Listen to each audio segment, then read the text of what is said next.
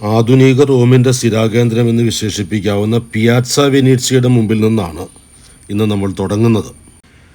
കാമ്പിദോളിയോ എന്നറിയപ്പെടുന്ന കാപ്പിറ്റോളിയൻ കുന്ന്, ഇതിൻ്റെ വടക്കേ അറ്റത്തുള്ള നിരവധി പ്രാചീന നിർമ്മിതികൾ തകർക്കപ്പെട്ടതിന് ശേഷമാണ് ഇപ്പോൾ നമ്മൾ ഈ കാണുന്ന നിർമ്മിതി. ഇത് മൈക്കലാഞ്ചലോ ഡിസൈൻ ചെയ്തതാണ്.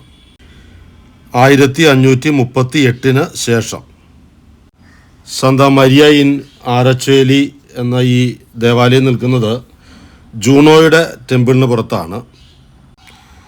ഈ കാപ്പിറ്റോളിയൻ ഹില്ല് മുഴുവൻ നിൽക്കുന്നത് കെട്ടിടങ്ങളെല്ലാം പ്രാചീനമായ 3 ദേവാലയങ്ങൾക്ക് പുറത്താണ് നിൽക്കുന്നത്. ജൂപ്പിറ്ററിൻ്റെയും ജൂണോയുടെയും മിനർവയുടെയും ദേവാലയങ്ങൾക്ക് മുകളിൽ.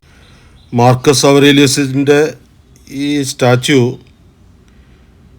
1981 വരെ ഒറിജിനൽ ഇവിടെ തന്നെ ഉണ്ടായിരുന്നു. ഇതൊരു കോപ്പിയാണ്. ഒറിജിനൽ ബ്രോൺസ് കൊണ്ടുണ്ടാക്കി സ്വർണം പൊതിഞ്ഞതായിരുന്നു. സ്വർണം പൂശിയതല്ല, സ്വർണത്തിൻ്റെ ലീഫ് പൊതിഞ്ഞതായിരുന്നു. ഈ കുന്നിൻ്റെ മറുകരയിലുള്ള ഒരു ജയിൽ കാണാനാണ് സത്യത്തിൽ നമ്മളിന്ന് പോകുന്നത്. ഇത് റോമിൻ്റെ പ്രാചീന ഭരണ സ്ഥിരാകേന്ദ്രം.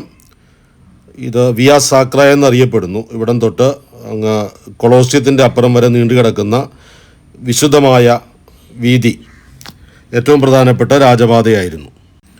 ഇതാണ് മാമർത്തൈൻ പ്രിസൺ. നമ്മളിപ്പോൾ നിൽക്കുന്നത് ഇപ്പോൾ ഉള്ള റോമിൻ്റെ തറ ലെവലിലാണ്. ഈ ലെവലിൽ നിന്ന് താഴോട്ട് 2 നിലകൾ ആണ് നമ്മൾ കാണുന്നത്. ഏതാണ്ട് BC 700 മുതൽ പ്രവർത്തിക്കുന്ന ഏറ്റവും മോശപ്പെട്ട ഒരു ജയിൽ. 2700 കൊല്ലം പഴക്കമുള്ളൊരു നിർമ്മിതി നമുക്കിവിടെ കാണാം. അതിനേക്കാൾ ഉപരിയായി നമുക്കിതൊരു വിശുദ്ധ സ്ഥലം കൂടിയാണ്. വിശുദ്ധ പത്രോസ് പൗലോസ് ലീഗന്മാരുടെ തിരുനാൾ ദിനമായ ജൂൺ 29 ഒന്ന് അപ്ലോഡ് ചെയ്യണമെന്ന് ഞാൻ വിചാരിച്ചിരുന്ന ഒരു വീഡിയോ ആണിത്. ഇത് എഴുതി വച്ചിരിക്കുന്ന പൂർണ്ണ ദണ്ഡവിമോചനം ഇവിടം സന്ദർശിക്കുന്നവർക്ക്, പ്രാർത്ഥിക്കുന്നവർക്ക് ലഭിക്കുന്നു എന്നാണ് ഇതിൻ്റെ എൻട്രൻസിൽ തന്നെ എഴുതി വച്ചിരിക്കുന്നത്. അതിന് കാരണം വിശുദ്ധ പത്രോസും വിശുദ്ധ പൗലോസും ഇവിടെ ബന്ധിതരായിരുന്നു. AD 64 അവരുടെ മരണത്തിന് തൊട്ട് മുമ്പ് അവർ ഇവിടെ ബന്ധിതരായിരുന്നു. ഇതാണ് ഇപ്പോൾ അവിടെയുള്ള പള്ളി. ഈ പള്ളിക്കകം വരെ നമുക്ക് സൗജന്യമായി പ്രവേശിക്കാൻ സാധിക്കും. അതിനുശേഷം 1000 രൂപയ്ക്ക് തുല്യമായ 10 യൂറോ ടിക്കറ്റ് എടുത്താണ് അകത്ത് പ്രവേശിക്കുന്നത്. ഇത് വെള്ളം പമ്പ് ചെയ്യാൻ ഉപയോഗിക്കുന്ന പഴയകാല എക്യുപ്മെൻറ്റ്സൊക്കെയാണ്. ഇതിനുള്ള വേറൊരു മാറ്റപ്പേര് തുല്യാനിയും എന്നാണ്. തുല്യൂസ് എന്ന് പറയുന്നതിൻ്റെ അർത്ഥം ജെറ്റ് ഓഫ് വാട്ടർ എന്നാണ്. ഇരുമ്പ് പട്ട കെട്ടിയിട്ടുള്ള ആ പില്ലർ, ഇത് പത്രോസ് ലീഗ ജ്ഞാനസ്നാനം കൊടുക്കുന്നതിൻ്റെ ഒരു ശില്പം. ഇതവിടെ മരിച്ച ആളുകളുടെ, അവിടെ ജീവിച്ച് മരിച്ച ആളുകളുടെ പേരുകളെല്ലാം അവിടെ രേഖപ്പെടുത്തി. സന്നീറ്റിയിലെ രാജാവായിരുന്ന പോൻസിയോ 290 BC ഇവിടെ ബന്ധിതനായത്. അതുപോലെ തന്നെ നുമിഡായിലെ രാജാവായിരുന്ന ജുഗർത്ത 104 ഇവിടെ ബന്ധിതനായി ഉണ്ടായിരുന്നത്. ഇവിടെ നിന്ന് നമുക്ക് താഴോട്ട് ഇറങ്ങാം. ഭൂമിക്കടിയിലുള്ള ആദ്യത്തെ നിലവറയിലേക്ക് പ്രവേശിക്കുന്നു. അതിന് താഴെയാണ് ഏറ്റവും ക്രൂരമായിട്ടുള്ള ആ ഇരുട്ടറ ഉള്ളത്, ഡഞ്ചിയൻ എന്ന് പറയാവുന്നത്. തുറങ്കലടയ്ക്കുക എന്ന വാക്കിൻ്റെയൊക്കെ അർത്ഥം പൂർണ്ണമാകുന്നതാണ്. തുറങ്കാണത്, ഇരുട്ടറയാണ്, നിലവറയാണ്. അത് ഇതിൻ്റെ താഴെയാണ്. ഈ മുകളിൽ നിന്ന് നമ്മൾ താഴോട്ട് ഇറങ്ങുമ്പോൾ ആദ്യത്തെ നിലയിൽ പത്രോസ് ലീഗായുടെയും പൗലോസ് ലീഗായുടെയും റിലീഫ് വർക്കുകൾ അവിടെയുണ്ട്. ഇതാണത്. ഇതൊരു അൾത്താര കൂടിയാണ്. ഇവിടെ നമുക്ക് പ്രാർത്ഥിക്കാൻ സാധിക്കും. ഇവിടെ നിന്ന് താഴോട്ട് പോകാൻ അന്ന് വഴിയുണ്ടായിരുന്നില്ല. നടുക്കൊരു തുളയാണ് ഉണ്ടായിരുന്നത്. അതിലൂടെ താഴോട്ട് ഇടുന്നു. ഇരുട്ടറയാണ് അത്. ഈ തുല്യാനിയോ എന്ന പേര് വരാനുള്ള കാരണം തന്നെ അതിനകത്തേക്ക് വെള്ളം നിറയ്ക്കാനുള്ള സംവിധാനം ഉണ്ടായിരുന്നു. പട്ടിണി കിടന്നും അല്ലെങ്കിൽ അങ്ങനെ വെള്ളം നിറച്ചുമൊക്കെയാണ് അവിടെ ആളുകൾ കൊന്നിരുന്നത്. രാജാക്കന്മാരെ പോലുള്ളവരാണ് കൊന്നിരുന്നത്. ശിക്ഷ നടപ്പാക്കുന്ന സ്ഥലമല്ല, ഇതൊരു ജയിൽ തന്നെയാണ്. ഇവിടെയാണ് അവരെ പാർപ്പിച്ചിരുന്നത്. നീറോ ചക്രവർത്തിയുടെ കാലത്ത് ഇവിടെ ജയിലിൽ കിടന്നവരുടെ പേരുകൾ എഴുതി വച്ചിരിക്കുന്നതിനകത്ത് വിശുദ്ധ പത്രോസിൻ്റെയും വിശുദ്ധ പൗലോസിൻ്റെയും പേരാണ് ആദ്യം.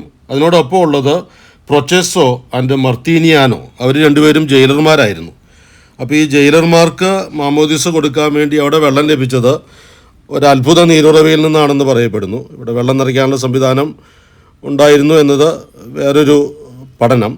ഏതായാലും പത്രോസ് ലീഗ പ്രാർത്ഥിച്ചപ്പോൾ അത്ഭുത നീരുറവ ഉണ്ടായി. ഇതിപ്പോൾ നമ്മൾ നിൽക്കുന്നത് ആടിയിലെ നിലവറയിലാണ്. ഒരു ഇരുട്ടറയാണ്.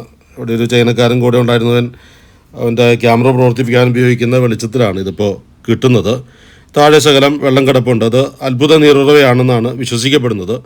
അവിടെ നിന്ന് പത്രോസ്ലിഹ ഈ 2 ജയിലർമാർക്ക് ജ്ഞാനസ്നാനം കൊടുത്തു എന്ന് ഒരു പാരമ്പര്യം നിലനിൽക്കുന്നു.